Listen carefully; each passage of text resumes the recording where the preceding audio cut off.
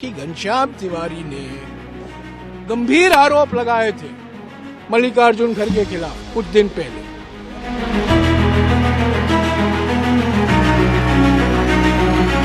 संसद के मानसून सत्र के दौरान शुक्रवार को सदन में कार्यवाही शुरू हुई, लेकिन राज्यसभा में एक बार फिर जया बच्चन को लेकर बवाल हो गया।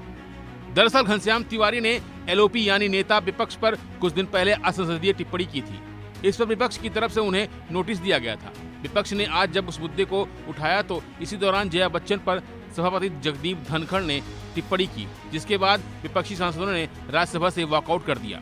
सदन से वॉकआउट पर कांग्रेस नेता जयराम रमेश ने कहा कि बार बार गणेश तिवारी ने सदन में विपक्ष के नेता का खुलेआम अपमान किया है और आज कहा गया कि गणेश तिवारी सभापति से मिलने आए और मल्लिकार्जुन खड़गे की तारीफ की। इस दौरान जयराम रमेश ने कहा कि हमने मांग की है, उन्होंने जो बातें सिर्फ व्यक्तिगत रूप में कही हैं वही सदन में भी कही जानी चाहिए।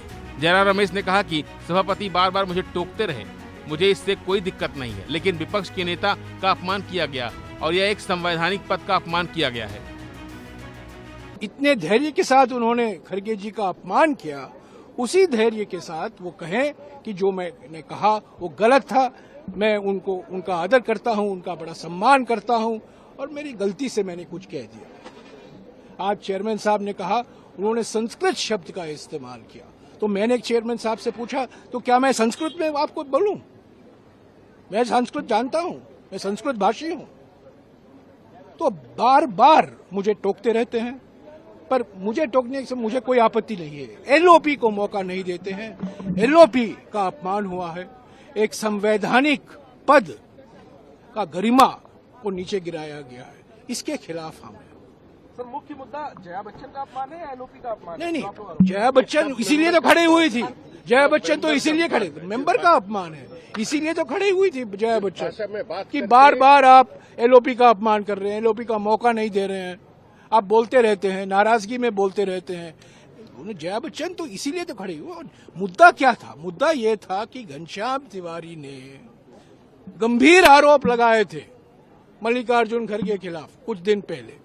हमने खत लिखा, हमने ये कहा इसको रिकॉर्ड से हटाया जाए। आज हमें कहा गया कि घनश्याम तिवारी जी आए, हमसे मिले और उन्होंने मल्लिकार्जुन खड़गे जी को की खूब प्रशंसा की। वो प्रशंसा क्यों सदन में नहीं वो जताते? सदन में तो अपमान हुआ है।